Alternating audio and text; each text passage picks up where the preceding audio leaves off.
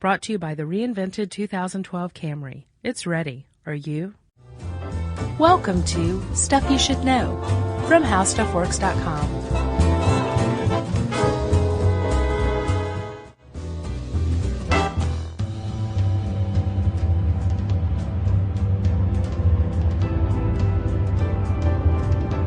Hey, and welcome to the podcast, a very special podcast, right, Chuck? A spooktacular, if you will. Happy Halloween to all of you out there. This should come out, a couple days before it? But we wanted to make sure that we weren't going to miss it. No. And so we're releasing a special Halloween podcast. That's right. For this year. A little something new. Yeah. And what we're doing is not in any way, shape, or form scientific. It is, in fact, pure fiction. Or is it? It is. Okay. We're going to read, just to make sure we scare you guys good and proper this Halloween, an H.P. Lovecraft short story that was published in 1922, and it's entitled The Tomb, right? That's right. Did you like this? It was good. I think it's a great short story. It's one of my faves. Awesome. Okay. I should probably preface this with Chuck is uncertain about how this is going to go. So if it goes good, that means you're hearing it. If not, it'll be locked away forever in a vault of some sort, possibly a tomb, right? A tomb. Yeah. So Chuck, are you ready? I am. I'm feeling spooky. I'm loose. I'm a little nervous myself. Are you? Yeah. All right. All right. I'm going to start, okay? Okay. All right. You ready? I'm ready. The Tomb by H.P. Lovecraft. In relating the circumstances which have led to my confinement within this refuge for the demented, I am aware that my present position will create a natural doubt of the authenticity of my narrative.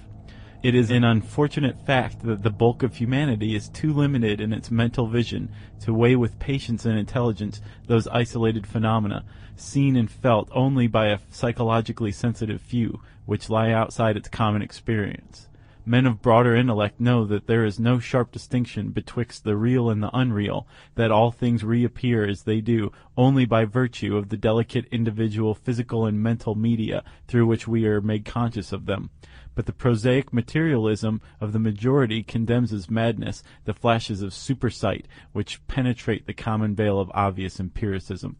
So I should probably say right here, Chuck, that it gets a lot better. Okay. Okay? My name is Jervis Dudley, and from earliest childhood I have been a dreamer and a visionary. Wealthy beyond the necessity of a commercial life, and temperamentally unfitted for the formal studies and social recreations of my acquaintances, I have dwelt ever in realms apart from the visible world, spending my youth and adolescence in ancient and little-known books, and in roaming the fields and groves of the region near my ancestral home. I do not think that what I read in these books or saw in these fields and groves was exactly what other boys read and saw there. But of this I must say little, since detailed speech would but confirm those cruel slanders upon my intellect which I sometimes overhear from the whispers of the stealthy attendants around me. It is sufficient for me to relate events without analyzing causes. I have said that I dwelt apart from the visible world, but I have not said that I dwelt alone. This no human creature may do, for lacking the fellowship of the living, he inevitably draws upon companionship of things that are not, or are no longer, living. Close by my home there lies a singular wooded hollow, in whose twilight deeps I spent most of my time, reading, thinking, and dreaming. Down its moss-covered slopes my first steps of infancy were taken, and around its grotesquely gnarled oaks my first fancies of boyhood were woven. Well did I come to know the presiding dryads of those trees, and often have I watched their wild dances in the struggling beams of waning moon. But of these things I must not now speak. I will tell only of the lone tomb in the darkest of the hillside thickets, the deserted tomb of the Hydes, an old and exalted family whose last direct descendant had been laid within the black recesses many decades before my birth. Take it, Chuck. So there's a family called the Hydes. Yeah, and they're buried. And there's a tomb. Yeah. Okay. That's where the Hydes are. Gotcha. Okay. The vault to which I refer is an ancient granite, weathered and discolored by the mists and dampness of generations. Excavated back into the hillside, the structure is visible only at the entrance. The door, a ponderous and forbidding slab of stone, hangs upon rusted iron hinges and is fastened ajar in a queerly sinister way by means of heavy iron chains and padlocks, according to a gruesome fashion of a half a century ago. The abode of the race whose scions are inurned had once crowned the declivity which holds the tomb, but had long since fallen victims to the flames which sprang up from a disastrous stroke of lightning. Of the midnight storm which destroyed this gloomy mansion, the older inhabitants of the region sometimes speak in hushed and uneasy voices, alluding to what they call divine wrath, in a manner that in later years vaguely increased the always strong fascination which I felt for the forest's darkened sepulchre. One man only had perished in the fire.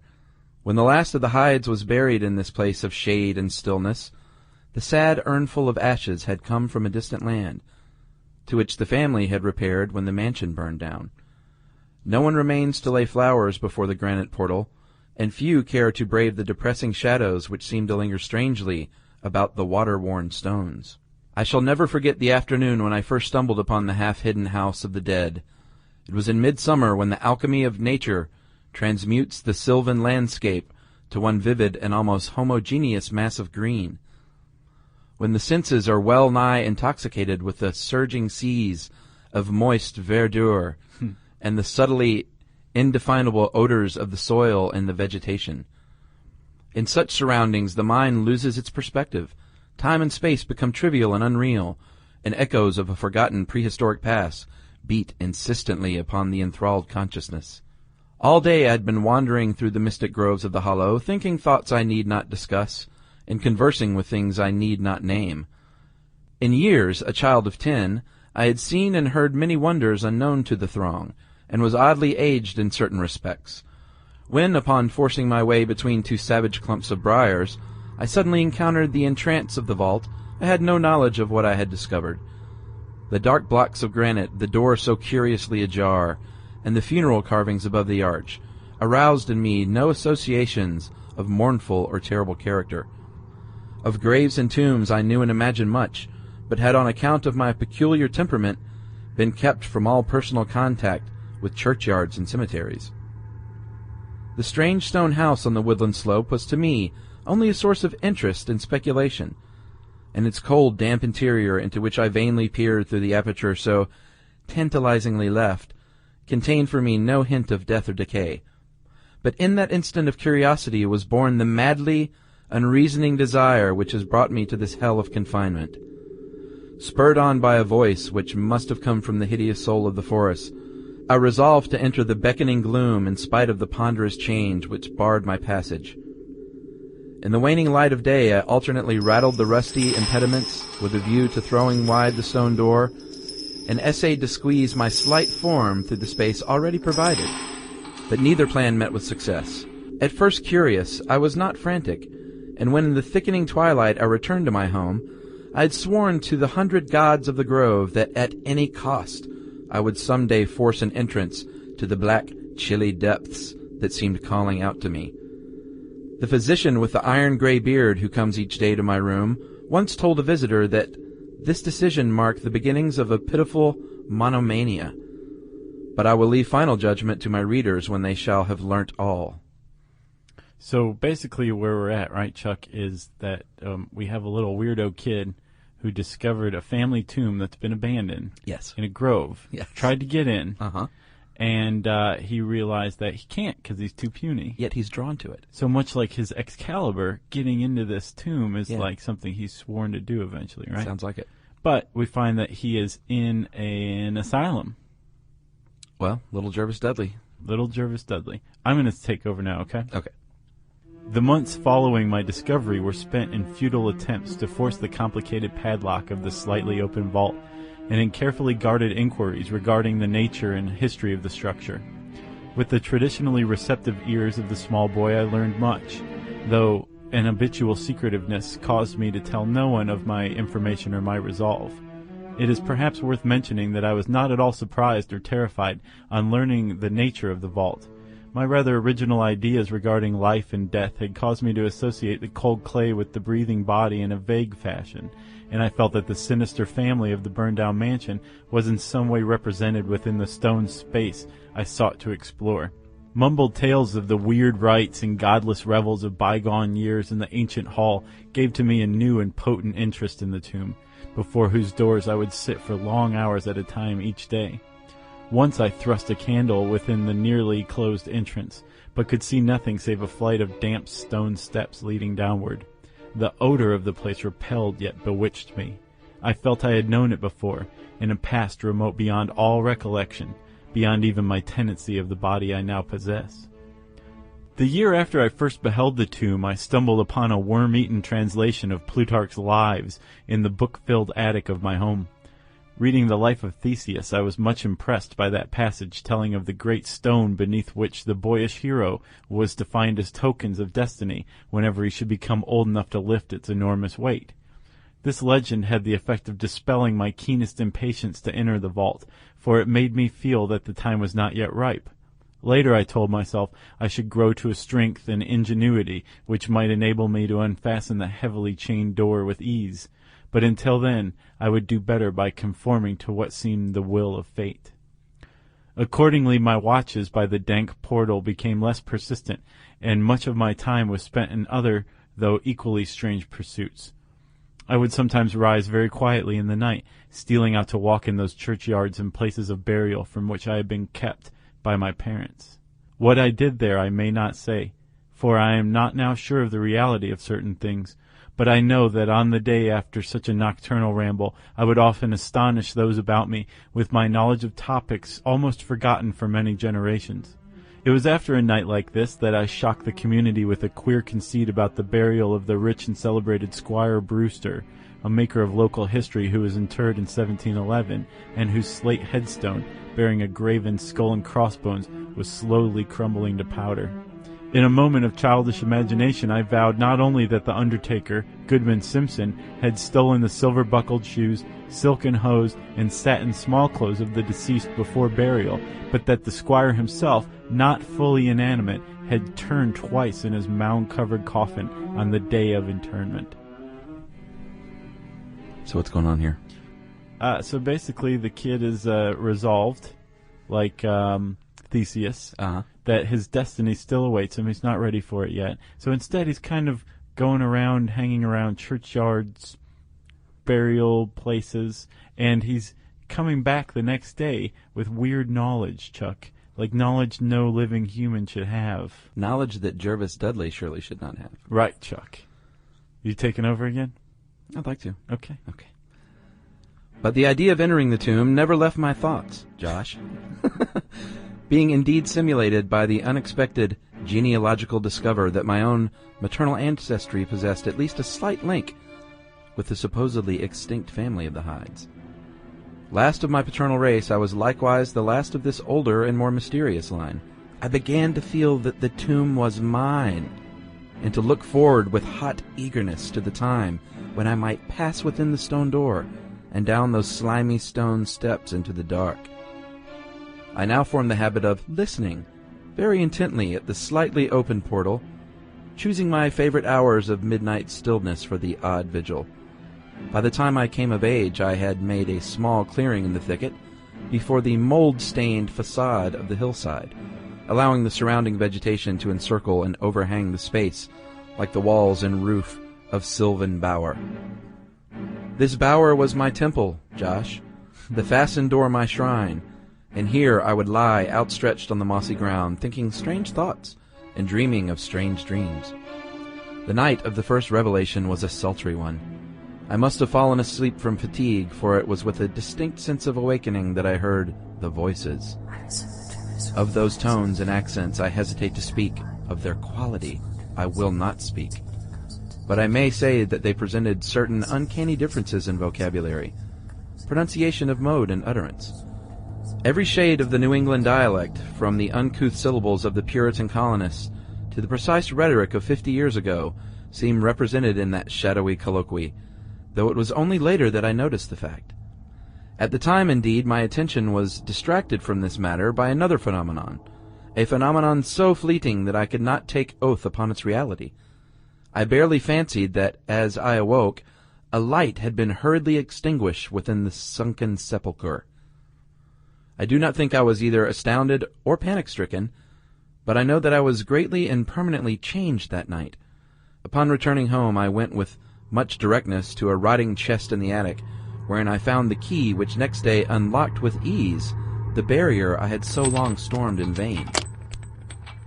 The dude has a key in his attic to this tomb. And he went directly to it after this big night. This is heating up.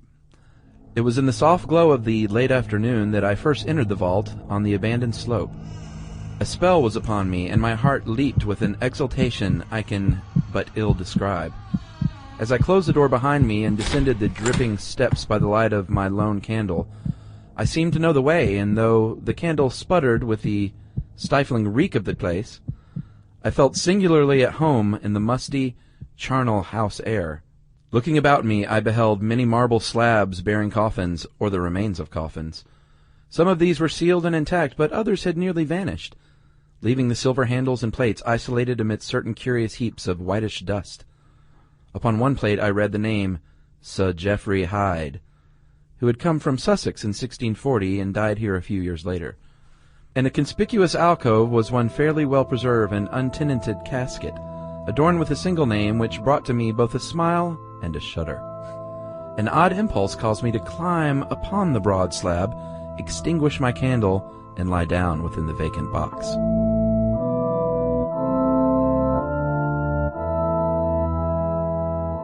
So this guy is totally off his nut at this point. He's lying down in a coffin in the tomb. In the gray light of dawn, I staggered from the vault and locked the chain of the door behind me. I was no longer a young man, though but 21 winters had chilled my bodily frame. Early rising villagers who observed my homeward progress looked at me strangely, and marveled at the signs of ribald revelry which they saw in one whose life was known to be a sober and solitary one. I did not appear before my parents till after a long and refreshing sleep. You're good at this, Chuck. Thanks. You're good. So you get what's going on here, right? Yeah, I think Audible.com was going to be calling us any minute now. And say, please stop. To read, yeah, we'll sue you. All right, Chuck. You ready? So what's going on is this kid is lying down in this tomb. He leaves the tomb. Is he older now? He's 21 now. Remember, he first found the tomb at age 10. 10. Couldn't open it. Resolved to figure out, basically just turn into a weirdo in other ways. And then finally, when he's 21, he sees a light in this place. Yeah. One night is changed. When he wakes up, he goes directly to his own attic. His own attic. Finds a key. Finds the key. Gets in. Lays down in the coffin. Pretty new coffin. Wakes up the next day. Stumbles back home in the morning. And it looks like he'd been partying all night. Yeah, and people are looking at him like he's weird, which I can't figure out. This all seems very normal to me. Okay. All right, you ready? May I? Please do. Henceforward, I haunted the tomb each night, seeing, hearing, and doing things I must never reveal. My speech, always susceptible to environmental influences, was the first thing to succumb to the change. He must have a thick tongue, too. And my suddenly acquired archaism of diction was soon remarked upon. Later, a queer boldness and recklessness came into my demeanor, till I unconsciously grew to possess the bearing of a man of the world, despite my lifelong seclusion. My former silent tongue waxed voluble with the easy grace of a Chesterfield, or the godless cynicism of a Rochester. I know you get that, Chuck. Oh, yeah. I displayed a peculiar erudition, utterly unlike the fantastic monkish lore over which I had pored in my youth, and covered the fly leaves of my books with facile impromptu epigrams, which brought up suggestions of Gay, Prior, and the sprightliest of Augustan wits and rhymesters. One morning at breakfast I came close to disaster by declaiming in palpably licorice accents an effusion of 18th century bacchanalian mirth, a bit of Georgian playfulness never recorded in a book. So basically what he's saying is he sounds like he's drunk in the mornings, even though he's like a very sober, solitary, kind of a reclusive kid. But he's starting to kind of change into a party boy. Nice. Now here, there's a few passages that we're not going to read. We're going to skip over these, okay? Yeah, the poetry. We're actually editing Lovecraft right now. Yeah. About this time I conceived my present fear of fire and thunderstorms. Previously indifferent to such things, I had now an unspeakable horror of them, and would retire to the innermost recesses of the house whenever the heavens threatened an electrical display. Lightning. Yes. A favorite haunt of mine during the day was the ruined cellar of the mansion that had burned down. Remember that? Oh, yeah. That's above the tomb. And in fancy, I would picture the structure as it had been in its prime. On one occasion, I startled a villager by leading him confidently to a shallow subcellar, of whose existence I seemed to know in spite of the fact that it had been unseen and forgotten for many generations. At last came that which I had long feared. My parents, alarmed at the altered manner and appearance of their only son, commenced to exert over my movements a kindly espionage, which threatened to result in disaster. I had told no one of my visits to the tomb, having guarded my secret purpose with religious zeal since childhood. But now I was forced to exercise care in threading the mazes of the wooded hollow, that I might throw off a possible pursuer. My key to the vault I kept suspended from a cord about my neck, its presence known only to me. I never carried out of the sepulchre any of the things I came upon whilst within its walls. I like that word, sepulchre. You've got it twice. That was my first one. So what's going on here? Kid's afraid of lightning and thunder. Remember that house, Yeah. this cellar of which he's visiting, was struck by lightning and burned down. Well, exactly. And one person perished in it. And this is in key. the 18th century, I think. Yeah. Long before this kid's running around, because this was supposed to be contemporary in like the 1920s. Right. Okay? Okay. Jerry's in there laughing. You ready? My turn? I'm ready, bud. One morning, as I emerged from the damp tomb and fastened the chain of the portal with no too steady hand, I beheld in adjacent thicket the dreaded face of a watcher. See, that's creepy. Surely the inn was near, for my bower was discovered and the objective of my nocturnal journeys revealed. The man did not accost me, so I hastened home in an effort to overhear what he might report to my careworn father. Were my sojourns beyond the chained door about to be proclaimed to the world? Imagine my delighted astonishment on hearing the spy inform my parents in cautious whisper that I had spent the night in the bower outside the tomb. My sleep-filmed eyes fixed upon the crevice where the padlocked portal stood ajar. By what miracle had the watcher thus deluded? I was now convinced that a supernatural agency protected me. Made bold by this heaven-sent circumstance, I began to resume perfect openness in going to the vault, confident that no one would witness my entrance. For a week I tasted to the full the joys of that charnel conviviality, which I must not describe, when the thing happened. And I was borne away to this accursed abode of sorrow and monotony. So did you get what just happened? Yeah, he basically... The guy said this kid hasn't been going in there. He's just been sleeping outside of it. Yeah, but he feels like he's going in there. Sure. He's losing it. Or has lost it. Or is he? Or will he? Find out. Right now. I should not have ventured out that night, for the taint of thunder was in the clouds, and hellish phosphorescence rose from the rank swamp at the bottom of the hollow. The call of the dead, too, was different. Instead of the hillside tomb, it was the charred cellar on the crest of the slope, whose presiding daemon beckoned me with unseen fingers. As I emerged from the intervening grove upon the plain before the ruin, I beheld in the misty moonlight a thing I had always vaguely expected. The mansion, gone for a century, once more reared its stately height to the raptured vision, every window ablaze with the splendor of many candles. Up the long drive rolled the beaches of the Boston gentry, whilst on foot came a numerous assemblage of powdered exquisites from the neighboring mansions.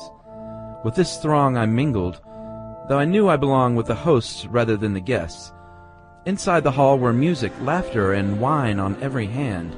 Several faces I recognized, though I should have known them better had they been shriveled or eaten away by death and decomposition. Amidst a wild and reckless throng, I was the wildest and most abandoned. Gay blasphemy poured in torrents from my lips, and in my shocking sallies I heeded no law of God, man, or nature. Suddenly a peal of thunder, resonant even above the din of the swinish revelry, clave the very roof and laid a hushed fear upon the boisterous company. Red tongues of flame and searing gust of heat engulfed the house, and the roisterers, struck with terror at the descent of a calamity which seemed to transcend the bounds of unguided nature, fled shrieking into the night. I alone remained, Josh, riveted to my seat by a groveling fear which I had never felt before. And then a second horror took possession of my soul. Burnt alive to ashes, my body dispersed by the four winds, I might never lie in the tomb of the Hydes. Was not my coffin prepared for me?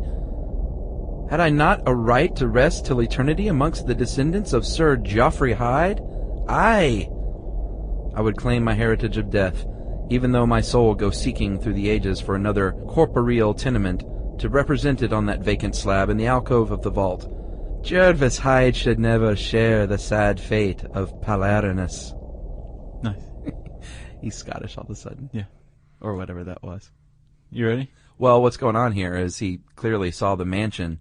And went and partied in it. Yeah, I mean, it was rebuilt. There were ghostly guests, and he went and partied as a host, he felt like. As a Hyde. Yeah, as a Hyde. Yeah. And then, lightning came and took care of business all over again. Yeah, he was at the party on the night that it went down. That whole sad, ghastly business went down. Is he mad? Let's find out. All right. You ready? Yeah. May I take it home? Yeah, the exciting conclusion of The Tomb. As the phantom of the burning house faded, I found myself screaming and struggling madly in the arms of two men, one of whom was the spy who had followed me to the tomb. Rain was pouring down in torrents, and upon the southern horizon were flashes of the lightning that had so lately passed over our heads. My father, his face lined with sorrow, stood by as I shouted my demands to be laid within the tomb, frequently admonishing my captors to treat me as gently as they could. A blackened circle on the floor of the ruined cellar told of a violent stroke from the heavens, and from this spot a group of curious villagers with lanterns were prying a small box of antique workmanship which the thunderbolt had brought to light. Ceasing my futile and now objectless writhing, I watched the spectators as they viewed the treasure trove, and was permitted to share in their discoveries. The box, whose fastenings were broken by the stroke which unearthed it, contained many papers and objects of value, but I had eyes for one thing alone. It was the porcelain miniature of a young man in a smartly curled bagwig, and bore the initials J.H. The face was such that as I gazed, I might as well have been studying my mirror. You got that? That's messed up. On the following day I was brought to this room with the barred windows, but I have been kept informed of certain things through an aged and simple-minded servitor for whom I bore a fondness in infancy, and who, like me, loves the churchyard. What I have dared relate of my experiences within the vault has brought me only pitying smiles. My father, who visits me frequently, declares that at no time did I pass the chained portal, and swears that the rusted padlock had not been touched for 50 years when he examined it.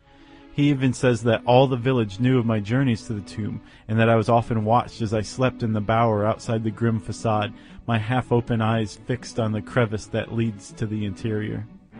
Against these assertions I have no tangible proof to offer, since my key to the padlock was lost in the struggle on that night of horrors. The strange things of the past which I learnt during those nocturnal meetings with the dead he dismisses as the fruits of my lifelong and omnivorous browsing amongst the ancient volumes of the family library. Had it not been for my old servant Hiram, I should have by this time become quite convinced of my madness. But Hiram, loyal to the last, has held faith in me, and has done that which impels me to make public at least part of my story. A week ago he burst open the lock which chains the door of the tomb perpetually ajar, and descended with a lantern into the murky depths. On a slab, in an alcove, he found an old but empty coffin, whose tarnished plate bears the single word, Jervis. In that coffin, and in that vault, they have promised me, I shall be buried. The end. And scene. Wow. The Tomb, H.P. Lovecraft. Pretty good, huh? Very creepy. Yeah. Absolutely. Different time back then. Well, much creepier, obviously. Yeah. I think this might have been in Amazing Stories at first, or Weird Stories, one of the two.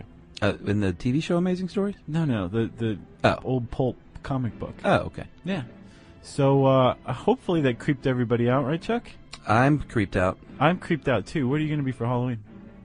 I don't know. The band is playing a gig, and we're all going to dress alike, so I'm lobbying for something with mustaches. Okay. Or maybe the taint of the thundercloud. Yes. Which took... What are you going to be? 8 times? 8 takes? For me to read that without laughing? Or you laughing or Jerry laughing? Yeah, it was something messed that up. We should release the outtakes of this. That'd be good. So, I guess that's it. I got nothing. Happy Halloween to everybody. Thank you careful. very much. Yeah. Yes, be safe out there. Remember, if you're wearing an all-black costume, don't be stupid. Put some sort of reflective material on it. Be careful of kids if you're driving. Be careful of cars if you're a kid. And have a happy Halloween. And to Linus, sitting in the great pumpkin patch, there's always next year, pal. For more on this and thousands of other topics, visit HowStuffWorks.com. Want more How Stuff Works? Check out our blogs on the HowStuffWorks.com homepage. Brought to you by the reinvented 2012 Camry. It's ready. Are you?